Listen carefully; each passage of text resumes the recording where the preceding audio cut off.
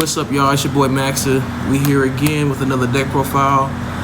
But first, we're gonna be using more face-on-face, more real-life deck profiles. I don't know how you guys like to, computer, deck profiles with, Shinron's layer and shit. So we're just gonna keep it more intimate, I guess. First deck profile we're gonna do like this. It's gonna be Lord Slug. So we're gonna hop into the profile. Alright guys, so we're here with our boy Chris Clay. Tell him what you did yesterday, boy. We won the prelim event with Lord Slug. Sluggy? Show us the deck profile, bro. Well, basically the leaders, he self-awakens, typical Slug, you know what he does. Front side, take a life in crit, back side, activate main, you drop a card, your opponent drops a card. You should all know what it does by now. Yes, sir. You got 4 wings. You never run less than 4 wings. It reduces, go ahead, here you go. It reduces the cost of all the Slug's army by 1. We got 4 of the new, kinda new, Agent of Destruction. Basically, when you play him, your opponent drops 1 card and he can summon a Slug's army from your hand by tapping 1 green energy. You have 4 of the OG Slug. Bond 2, when you play him, you can play another Slug's army from the drop area. You got 4, the best card in the deck. Anguilla has critical. When you swing, your opponent has to drop a card. And that's a -2, no matter what happens. If he swings, solid -2. You got 3 of the Lord Slug return to form, just in case you don't see the wings or you need a turn 2 play, or if something's going wrong. 3 of this Lord Zion the Loyal. It's free blocker, free play. Sometimes you need it, sometimes you don't, but it's always good to have. Did make 1 major cut for this variation. Cut this dude, everybody's favorite boy, down to 2. It feels really bad seeing him early, and sometimes it feels bad not having 3, but sacrifices had to be made. This is what makes this deck so special. I run 3 of this Gohan. So why this Gohan over the Awakening one?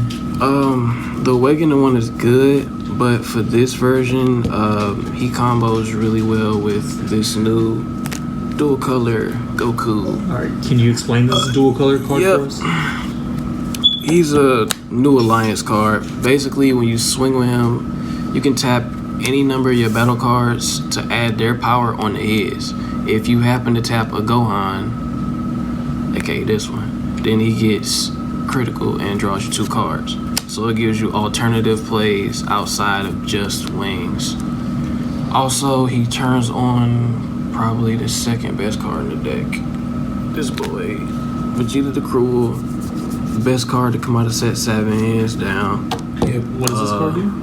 Basically, it's a counterplay. Whenever your opponent plays something that you don't like, tap 2, bring them out. They blow up a 4. You blow up 1 of their 4 drops or less, and then they warp a card out of their hand. So if anything's going wrong, charge this. He's live for 2 energy. If you didn't see wings, you're still good. You have, like I said, alternative plays outside of just relying on this. It makes the deck a lot less linear. Got 1 of this bad boy. Best card in the game, period. Another best card in the game. You play him, you probably win. It's the new food. He has triple attack, overwhelm, tap 4, 8. Basically, every time your opponent activates a skill, they have to warp a card from their hand. You're already destroying their hand. So if you ever get around to playing him, it's game. It also destroys Janemba. Janemba got a huge boost in set 7. He has a lot of new counterplays. Just blue and yellow in general actually makes the Lord Slug matchup a lot tougher. So it frees it up. 2 of your actual Wincon. You have a small hand, I have a big hand. I give one of my cards double strike and you die. got 2/2 split super combos. You got the Saw Nail, which is active at 5 life, and then you have the defensive stance, which isn't active until you get to 4, but it also has 10k, just in case those early moments where you need to defend, but you don't happen to be at 5 life yet. And these are both searchable with with the Assimilate. Assimilate searches like super combos. It searches these, so you always have dual color energy. And it also searches this little ugly dude right here, but it's kind of niche. Still got 2 preemptive strikes. It's a good card. If you know what you're doing in this game, preemptive strike can free up a lot of matches. I played a lot of the new red Broly leader, and as long as you have this in your hand, they can never play the 3-drop that'll let some awaken at 8 life or whatever if they manage to solidify it on the field. So for negates, just 2 shocking death ball, sparking negate, still good. Wouldn't cut it completely out, but I put this in the main board. The greater good. So what is this card? It's a new set 7 negate, and basically you can activate it from hand once per turn and pop an opponent's 1-drop. You can also use it from grave by tapping 1 energy and warping or moving this and 1 green card in your hand from the game. So it's like a dual purpose negate. With the leader effect, you can drop it, make them drop a card, and still have a live negate. I also don't play a lot of Overrealm, so if I ever do drop this for whatever reason, it's always live if I see it. But yeah, that's pretty much it. Yeah. So how was your tournament yesterday? What were your matchups like? Where's my sideboard?